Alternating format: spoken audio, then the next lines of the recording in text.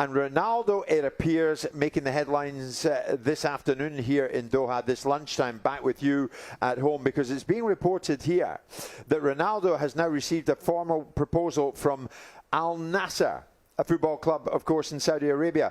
It's being reported a mind-boggling 200 million euros per season until 2025. The big part of this, a sizable chunk of this deal, of course, focuses on sponsorship deals, but it's not yet clear if image rights are being agreed. Nothing's done, nothing is signed, nothing's been decided as yet, because Cristiano Ronaldo, we are assured, is focused solely on this World Cup with Portugal. But that is what we're hearing now. That's what's being reported over here, that Ronaldo now has a formal proposal for his representatives to consider from this Moneybags club, Al Nassr, in Saudi Arabia. Alex Crook, as I said, is with Simon and myself. Alex, what's your take on that? Can you see this happening post the Piers Morgan interview? I think I can, actually. And one of the reasons I think it might happen is because of the Lionel Messi situation. Messi, of course, in action live on talkSPORT later. I'm told on very good authority that his move to Inter Miami, David Beckham's Inter Miami, is pretty much done. That is going to happen possibly towards the back end of the MLS season, with the way that the MLS season works differently to European football. And I think the fact that Messi is not going to be playing in the Champions League, from an egotistical point of view, and we know Ronaldo's ego drives a lot of his decision making, I think that would make it more palatable for him to go to Saudi Arabia.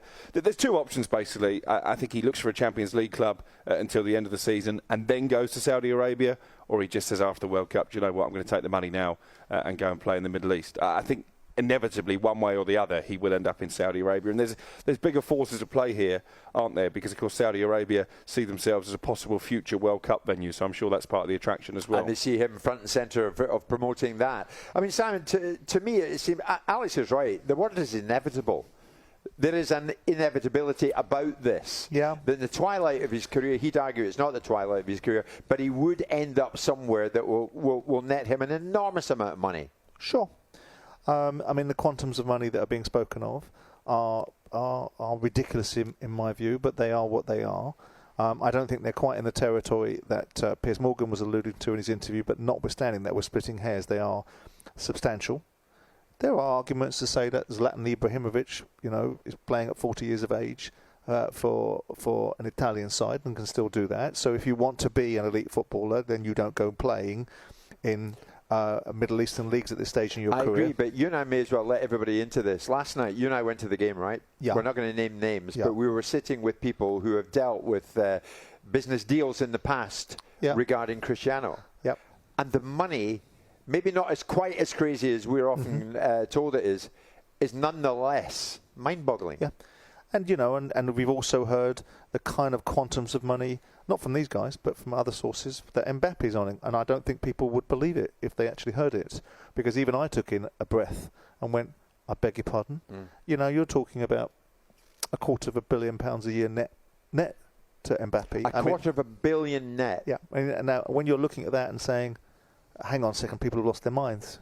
This is levels of financial remuneration that are beyond the comprehension. You're talking about a footballer, and he might generate lots of interest. And of course, football is an incredibly emotive business, and we're seeing the scale of how football is in a World Cup, because it's dominated the narrative. It's everywhere here. It is everywhere. Different kind of domination for different reasons than domestic football, and to some respects, a better way, because it's not about tribalism. It's about this wonderful experience and a festival of football that sport should be. But even you were gobsmacked last night, Samuel. Yeah. Well, I overheard you say to the individual who's worked with Mbappe, tell me that again. Yeah. I mean, I'd come with a different figure. I'd been told by someone, and someone very significant, that it was actually higher than the amount that they confirmed that he was getting paid, and even the amount he was getting paid was bloody preposterous. The amount they confirmed was sensational. People need to pause and just take a breath and say, a footballer, I don't care how good he is, I don't care if he's got mercury in his boots, he's getting £200 million a year net. So that's got to be £500 million a year, best part of, grossed up.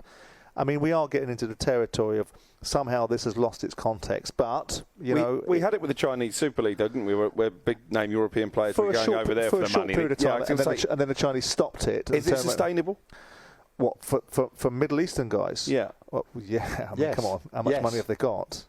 Yeah, it's an endless drip, isn't it? Yeah. I mean, that's the bottom line, Simon. I wonder if it starts something here, though. You made a great point, Alex, about Ronaldo being used, of course, front and centre of a World Cup bid by Saudi Arabia. Having said that, from a footballing perspective, will names like not quite as elite as him start thinking about Saudi Arabia as their next destination? Well, it opens the door, doesn't it? Once somebody like Ronaldo goes there, it legitimises the league, and I think it will make big name players get on the phone to their agent and say, "Well, I want a piece of the pie." But let's also be clear that having a World Cup in this region starts as an incubator to build the quality of football and experiences, and that's what the Nassr Al Khelafis want. That's what the Hassan Al Thawadis want. They want to see their football generated. We will make it about money, but I don't think they want to make it about money. They want to be able to get the best leagues, get some real competitivity in their football, and the one thing they've got initially is money to pull people here. If they can then build a competitive league and make it a more compelling, then people will come and play here because it's a compelling opportunity. But right now, what they have is the lure of immense financial attraction, as the Chinese did, as the Americans did. All you have to do is look at the commercial breaks during the games here, Simon. Yeah. Come and discover Arabia. And we've got Messi jumping on and off some Land Rover. That's a World Cup. But when we talk about domestic football, which these boys are now going to go and play in, it's a different dynamic. And they will see it in the same way that lots of other things are incubators. This World Cup, not just for regenerating a country and giving an opportunity to build an infrastructure to be economically even more powerful than they can possibly by their own wealth and resources, to start to becoming sporting powerhouses. And, and we'll see how that plays out. Yeah. Does it become a beauty pageant as well? Yes. Much like they want to show off the best car. We've got Messi Ronaldo in Saudi Arabia. Do the Qataris then say, OK, we're going to try and bring Messi here? I would think so. I mean, there's competitivity in this region, isn't there? Qatar will look at Saudi Arabia and the UAE and places of that nature and look at what they're doing in the sporting landscape, and we'll see. I am not an admirer of players that can still compete, and if Ibrahimovic can do it, then so can Ronaldo. Of course, you've got to be realistic. The amount of money that's being thrown at you, but they're not short of a bob or two. So they can still make footballing decisions rather than economic decisions and still get paid a king's ransom by playing in elite football and probably go there in 18 months' time. So, it's their choice. They do what they want. Are we talking about a Saudi league at some stage further down the line competing with the Premier League?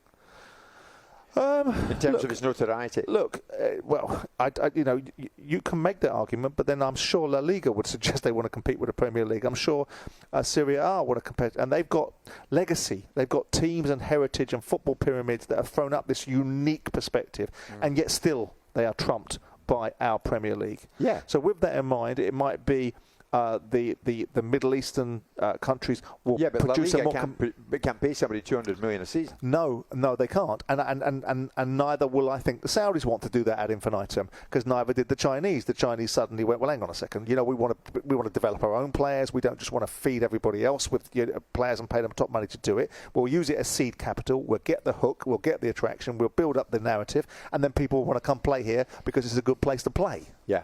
Maybe. Mr. Alex Crook is with. Incidentally, you're a big Ronaldo fan. I know you are. You've watched him closely for so many years, as we all have, but you're particularly locked into that. You'd be sad to see him go to Saudi? A little bit, because I think he's giving up then on being a player at the top level of the game. I think probably, age catches up with everybody. He's the best player that I've ever seen live. And I saw Messi the other night. Obviously, you can fall on one side of the argument or the other. But I think he's been an absolute phenomenon for the sport. It's sad the way that he's left Manchester United. Didn't need to force his way out, I don't think. But our friend Piers Morgan will be dining out on that for some time.